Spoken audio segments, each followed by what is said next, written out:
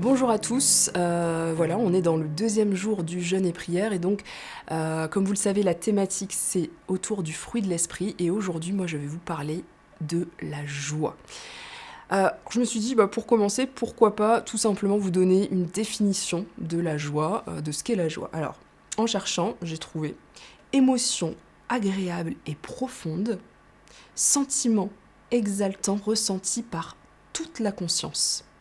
Donc je répète, émotion agréable et profonde, sentiment exaltant ressenti par toute la conscience. Donc ça nous fait déjà dire que la joie, quand on a la joie, ça, c'est un peu comme si ça irradiait dans tout notre corps. La joie va impacter tout notre être. Ensuite, on parle d'émotion, de sentiment. Ça veut dire que bah, la joie, c'est un état dans lequel on va être joyeux. Alors pour parler de la joie, clairement j'aurais pu prendre... Enfin voilà, dans la Bible, il y a tellement de versets qui parlent de la joie. Un premier qui dit un cœur joyeux, on trouve dans Proverbes chapitre 17, verset 22, qui dit un cœur joyeux est un bon remède, mais un esprit abattu dessèche les eaux. Donc quand on dit que c'est un état, oui c'est un état, mais et quand on dit que ça va irradier aussi sur le reste de notre être, bah oui, un cœur joyeux est un bon remède. Ça veut dire que si on prend les choses avec joie, c'est certain que ça va impacter le reste. Personnellement, quand je lis ce verset, je me dis, bon, moi j'ai plutôt envie d'avoir un cœur joyeux qu'un esprit abattu. Maintenant, est-ce que ça veut dire que la joie, ça entretient, ça préserve? Et est-ce que finalement, ce serait une question de caractère? On aurait un petit peu les pessimistes d'un côté et les optimistes de l'autre, et de se dire, bah c'est tout, je suis né comme ci ou comme ça, et voilà, tant pis, c'est comme ça. Heureusement, la joie dont il est question quand on parle du fruit de l'esprit, elle dépend pas de nous. C'est pas une joie qui émane naturellement en fait. C'est pas nous qui devons faire des efforts pour être joyeux. C'est plutôt des efforts pour rechercher ce que l'esprit veut. Quand on lit ce passage dans Galates 5, avec dont il est question, le fruit de l'esprit, et puis vraiment si vous avez même l'occasion de lire tout le chapitre 5 avec la version parole vivante, n'hésitez pas, lisez-le, ou peut-être ça peut se trouver sur internet, parce que c'est une version tellement actuelle et qui va un peu plus profondément dans ce qu'est le fruit de l'esprit, et à l'inverse ce que n'est pas le fruit de l'esprit. Mais donc c'est ce qu'on doit rechercher, c'est plutôt à vivre selon l'esprit. Déjà, je sais pas vous, mais quand on parle de l'esprit de Dieu, je me dis, mais c'est quand même un truc dingue de se dire qu'on a accès à l'esprit de Dieu. C'est l'Esprit Saint qui nous est envoyé pour nous guider chaque jour. Et dans la recherche de la joie, c'est pareil. C'est une démarche à faire auprès de l'Esprit Saint pour se dire, bah, oui, cette joie-là, j'en ai besoin, mais je sais qu'elle va pas émaner naturellement. On n'est pas disposé naturellement à être tout le temps joyeux. Quand on lit dans 1 Thessaloniciens, au chapitre 5 et au verset 16, « Soyez toujours joyeux ». Je sais pas vous, moi quand je lis ça, soit je le lis très vite et on s'y attarde pas, soit quand on y réfléchit, on se dit mais c'est quand même... c'est fou. Surtout, c'est doublement fou parce que c'est Paul qui l'a dit. Paul qui a été arrêté plusieurs fois, qui a été battu, torturé pour sa foi et qui a vécu des choses très difficiles. C'est lui qui dit « Soyez toujours joyeux ». Et de nous-mêmes, c'est impossible. Je vous dis juste une petite anecdote. L'année dernière, on a eu la chance en famille de partir à la montagne.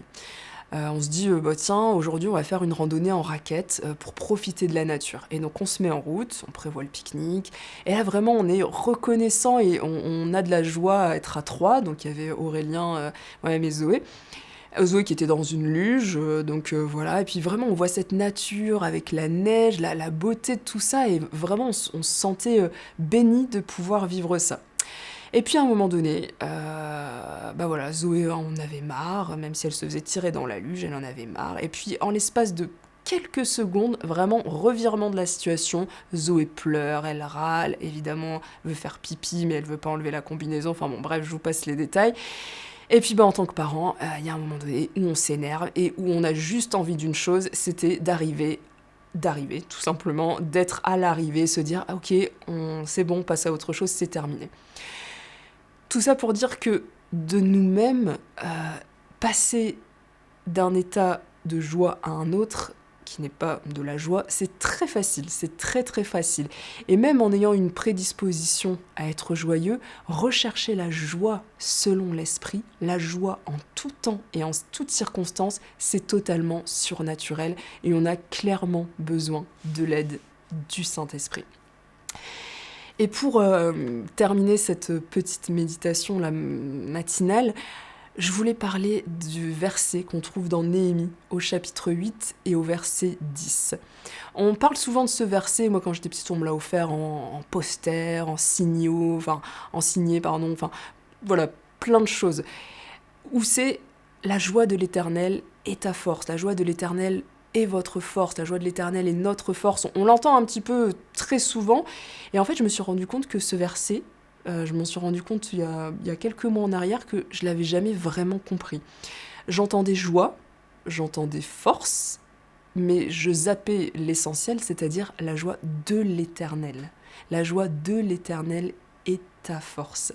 C'est pas ma joie qui est ma force, c'est pas ma façon de réagir et d'être dans un leitmotiv positif, de me dire allez Melvin, un peu la méthode Coué où on va se dire si, allez, sois dans la joie, sois dans la joie, sois dans la joie.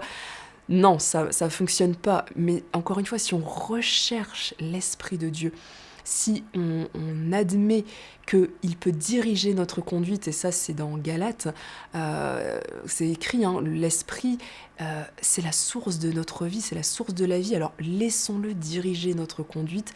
Je crois que oui, Dieu répond présent.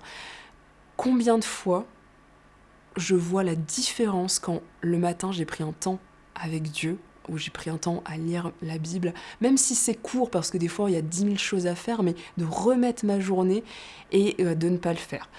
Ça va peut-être parler à d'autres mamans, d'autres parents, ou voilà, de plein de choses, mais j'ai deux petites filles qui ont 4 ans et 5 mois, et clairement, il y a des fois où je suis totalement à bout et où je sens que c'est plutôt le fruit de l'impatience, de la colère qui pourrait venir et qui malheureusement vient des fois.